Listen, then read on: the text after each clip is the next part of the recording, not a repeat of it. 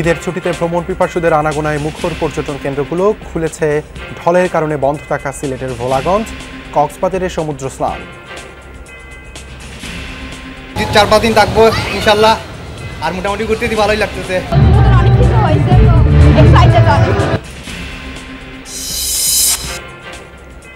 ঈদের ছুটিতে ভিন্ন রকম ঢাকা, সড়কে নেই সেই চিরচেনা যানবাহনের জটলা। আজও রাজধানী ছাড়ছেন অনেকে, জরুরি প্রয়োজনে ফিরছেন কেউ কেউ। বাসে থেকে দেখা যাচ্ছে ট্রেনে ভিড় একটু কম থাকে, সেজন্য আমরা ট্রেনের যাত্রাটা বেছে নিচ্ছি। তার সাথে দেখা করার জন্য যাইতেছে। ডিসেম্বরে ভোট না হলে গভীর সংকটে পড়বে দেশ, মন্তব্য আমির খসরুর। শহীদের রক্তের অমর্যাদা হয় এমন নির্বাচন দেখতে চায় না জামায়াত, বললেন ডাক্তার শফিকুর রহমান।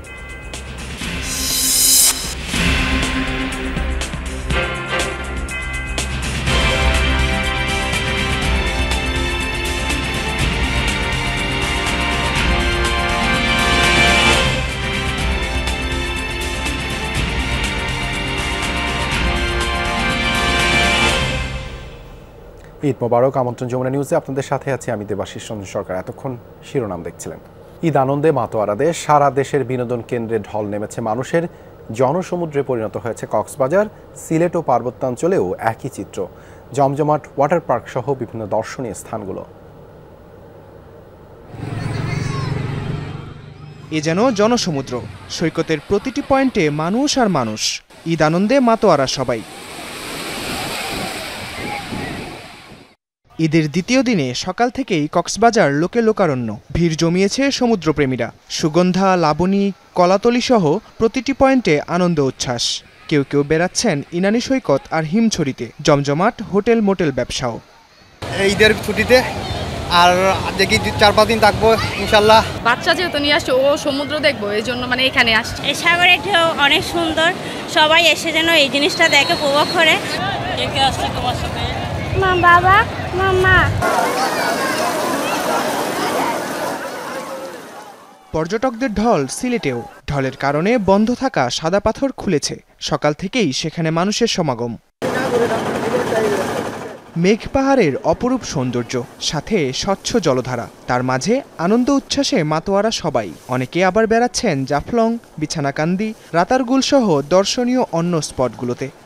খুবই সুন্দর, এত সুন্দর জায়গা মানে বাংলাদেশ আর নাই বললে চলে। বন্ধে সবাইকে পেয়ে ফ্যামিলি সবাই একসাথে এসেছি। পলিথিন বা প্লাস্টিকের জিনিসগুলো ফেলি, এগুলো যদি না ফেলতাম তাহলে পর্যটন কেন্দ্রগুলো আরো সুন্দর হতো।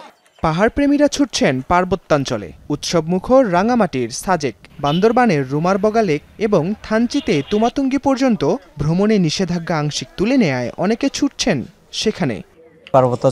পার্বত্য জেলার মধ্যে আমরা বিভিন্ন স্পটে ঘুরে দেখব। সবার সাথে আসছি, ফ্যামিলির সাথে মজা করতেছি।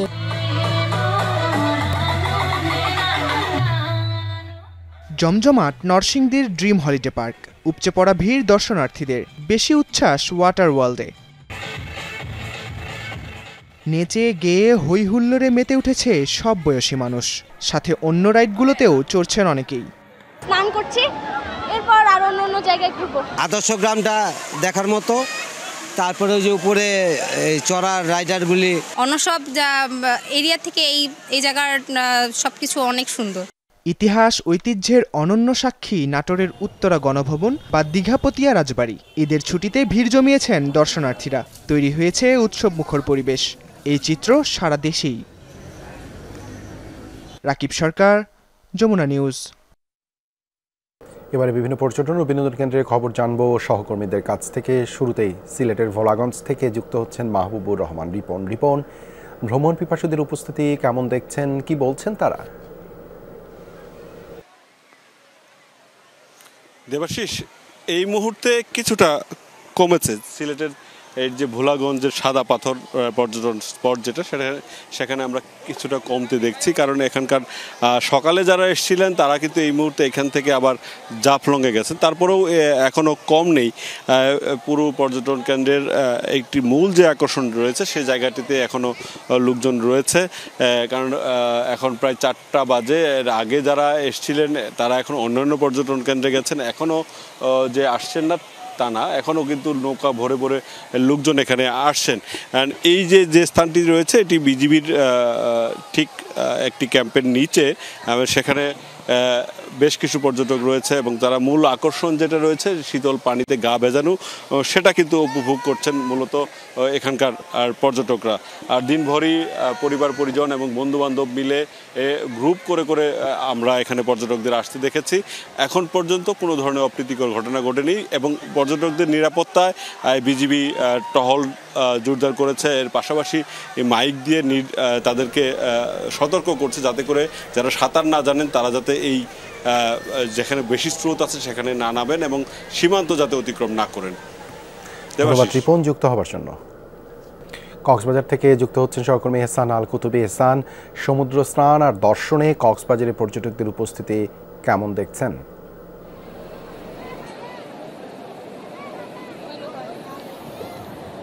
দেবাশিস, প্রচণ্ড গরম পড়ছে কিন্তু পর্যটকের সংখ্যাও বাড়ছে। কারণ হচ্ছে আজকে ঈদের দ্বিতীয় দিন, আগামীকাল থেকে কিন্তু আরও চাপ বাড়বে।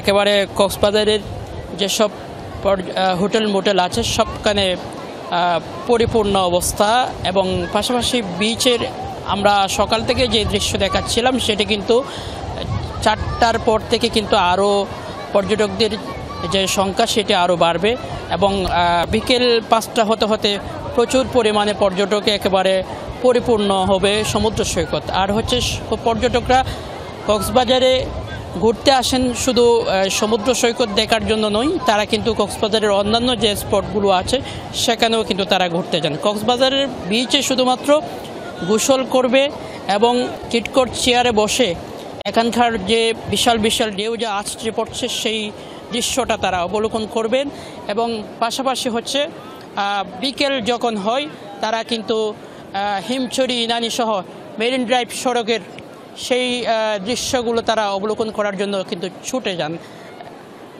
দেবাশিস, ধন্যবাদ এহসান যুক্ত হবার জন্য।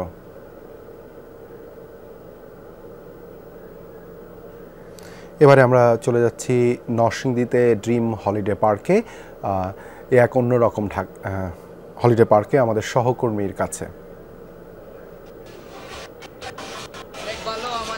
ড্রিম হলিডে পার্কে উপস্থিতি কেমন দেখছেন মানুষের?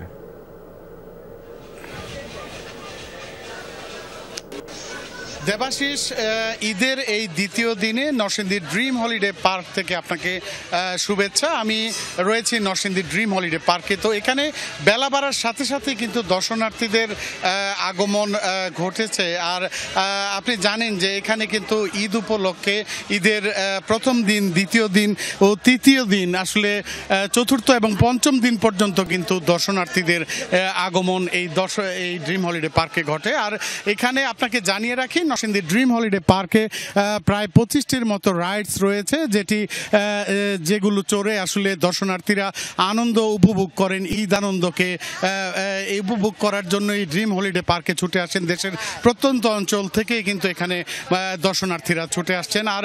আর একটু জানিয়ে রাখি দেবাশিস যে এখানে আসলে প্রবেশের ক্ষেত্রে টিকিট কর্তৃপক্ষ রাখছে 350 টাকা এবং শিশুদের ক্ষেত্রে 250 টাকা।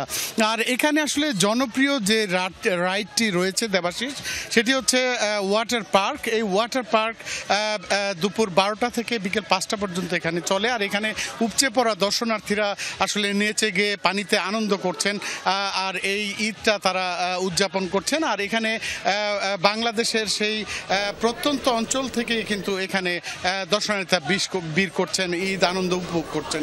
দেবাশিস, ধন্যবাদ আয়ুব যুক্ত হবার জন্য। সহকর্মী আয়ুব খান সরকার নরসিংদী থেকে আমাদের সাথে যুক্ত হয়েছিলেন। অন্তর্বর্তী সরকারের অধীনে প্রভাবমুক্ত নিরপেক্ষ নির্বাচন আদৌ হবে কিনা এই নিয়ে প্রশ্ন উঠেছে বলে মন্তব্য করেছেন বিএনপির স্থায়ী কমিটির সদস্য আমির খসরু মাহমুদ চৌধুরী। সকালে চট্টগ্রামের মেহেদীবাগের বাসায় নেতাকর্মীদের সাথে ঈদের শুভেচ্ছা বিনিময় শেষে সাংবাদিকদের সাথে আলাপে মন্তব্য করেন তিনি। বলেন, বেশিরভাগ দল ডিসেম্বরে নির্বাচন চেয়েছে, এরপর রমজান, পরীক্ষা, কালবৈশাখী, ঝড় বৃষ্টির সময় এ সময় নির্বাচনের দিনক্ষণ ঠিক করার যৌক্তিকতা নিয়ে প্রশ্ন উঠেছে। ডিসেম্বরের আগে নির্বাচন সম্ভব দাবি করে আমির খসরু বলেন, নির্বাচন পেছাতে যারা প্রভাবিত করছে এই সরকার তাদের প্রভাবমুক্ত থেকে নিরপেক্ষ নির্বাচন করতে পারবে কিনা তা নিয়ে সংশয় রয়েছে। ডিসেম্বরের মধ্যে নির্বাচন না হলে রাজনীতিতে গভীর সংকট সৃষ্টি হবে বলে মন্তব্য করেন এই বিএনপি নেতা। এখানে সিংহভাগ রাজনৈতিক দলগুলো ডিসেম্বরের মধ্যে চেয়েছে এবং তারও আগে করা সম্ভব। আসলে সেপ্টেম্বর, অক্টোবর, নভেম্বরে নির্বাচন করা সম্ভব। তারপরও কেন নিয়ে যাওয়া হয়েছে এটা নিয়ে তো এখন একটা বিভিন্ন সন্দেহের উদ্রেক ঘটছে। এর পেছনে কি চিন্তা, কারা এটা প্রভাবিত করছে, যারা এটা প্রভাবিত করে সেই জায়গায় নিয়ে গেছে, তাহলে আগামী দিনে তারা এই সরকার তাদের প্রভাবমুক্ত থেকে নিরপেক্ষ নির্বাচন করতে পারবে, এই প্রশ্নটা এখন উঠে চলে আসছে। তো সুতরাং এটা একটা গভীর সংকট সৃষ্টি করতে পারে বাংলাদেশের রাজনীতিতে। শহীদের রক্তের অমর্যাদা হয় এমন নির্বাচন দেখতে চায় না জামায়াত। মৌলভীবাজারে এমন মন্তব্য করেছেন জামায়াতের আমির ডাক্তার শফিকুর রহমান। দুপুরে কুলাউড়ায় পেশাজীবীদের সাথে মত বিনিময় সভায় কথা বলেন তিনি।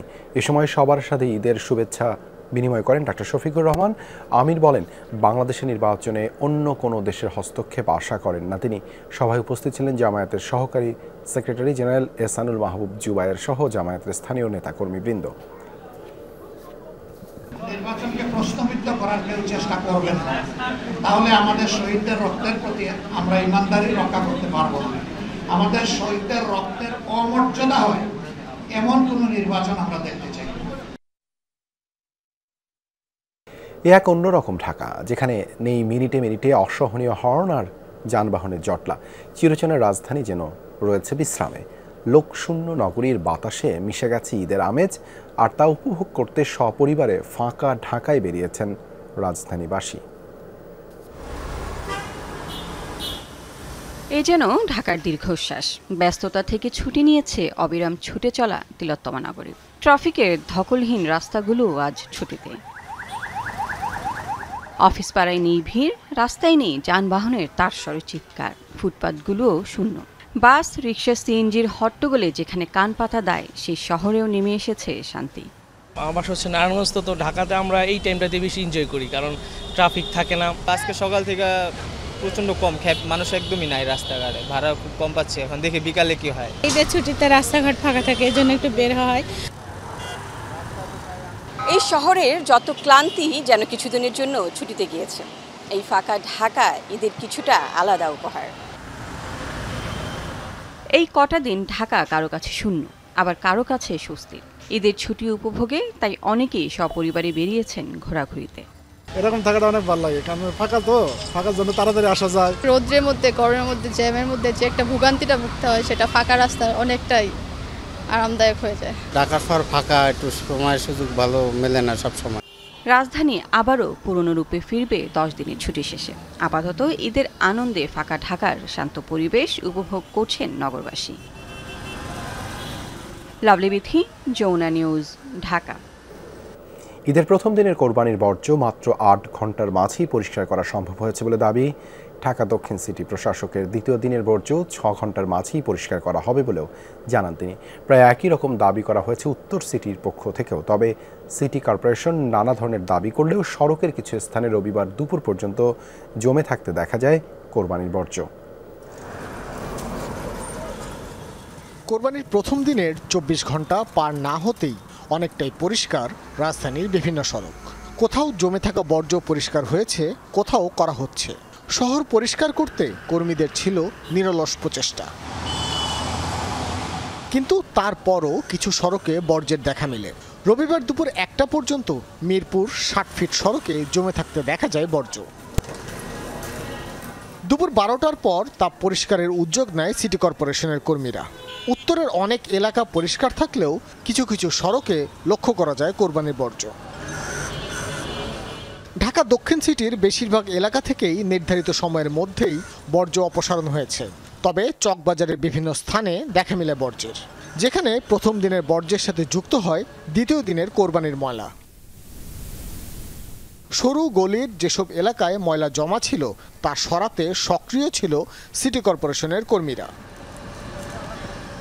এমন পরিস্থিতিতেই দুপুরে সংবাদ সম্মেলন করেন ঢাকা দক্ষিণের প্রশাসক। মাঠ পর্যায়ের কর্মীদের নিরলস চেষ্টার কারণেই 8 ঘন্টায় ঢাকা দক্ষিণ সিটি পরিষ্কার করা সম্ভব হয়েছে বলে দাবি তার। আমরা টার্গেট রেখেছি যে এই পরিমাণ আমরা 3 দিনে, প্রথম দিনেরটা আমাদের 100% হয়ে গেছে, সেকেন্ডের আমরা 6 ঘন্টা টাইম নিয়েছি। যেমন আপনারা দেখতেছেন এখনও ময়লা আসতেছে, যেগুলো আজকের কোরবানি হয়েছে। আর কালকের হয়তো টুকটাক অল্প স্বল্প কিছু হবে, সেগুলো আমরা সাথে সাথে ক্লিন করে ফেলবো। বর্জ্য পরিষ্কার বিষয়ে একই রকম দাবি করা হয় ঢাকা দক্ষিণ সিটি কর্পোরেশনের পক্ষ থেকেও। ভাস্কর ভাদুরী, যমুনা নিউজ, ঢাকা। প্রিয়জনের সঙ্গে ঈদের আনন্দ ভাগাভাগি শেষে রাজধানীতে ফিরতে শুরু করেছেন মানুষ। সকাল থেকে বিভিন্ন যানবাহনে কর্মব্যস্ত ঢাকায় ফিরছে হাজার হাজার মানুষ। ঈদের প্রথম দিন কমলাপুর রেলওয়ে স্টেশন ও বাস টার্মিনাল ঘুরে দেখা গেছে এমন চিত্র। ঢাকায় ফেরার পাশাপাশি উল্টো পথে আজও ঢাকা ছাড়ছেন অনেকে। পরিবারের সাথে ঈদ করতে না পারলেও ঈদের আনন্দটুকু ভাগাভাগি করতেই রাজধানী ছাড়ছে মানুষ। মূলত কর্মব্যস্ততার কারণে যারা ঈদের সময় ঢাকায় থেকেছেন এখন তারাই ঢাকা ছাড়ছেন। ট্রেন যাত্রীরা বলছেন যাত্রী চাপ কম থাকায় অনেকটা স্বাচ্ছন্দ্যে ভ্রমণ করতে পারছেন তারা। ট্রেনের পাশাপাশি যাত্রীদের ভিড় দেখা গেছে বাস কাউন্টারগুলোতেও। ঈদের একদিন পরেও যাত্রীদের এমন চাপ চোখে দেখে পড়ার মতো। আজও টিকিট না পাওয়ার পাশাপাশি অভিযোগ ছিল অতিরিক্ত ভাড়া আদায়ের।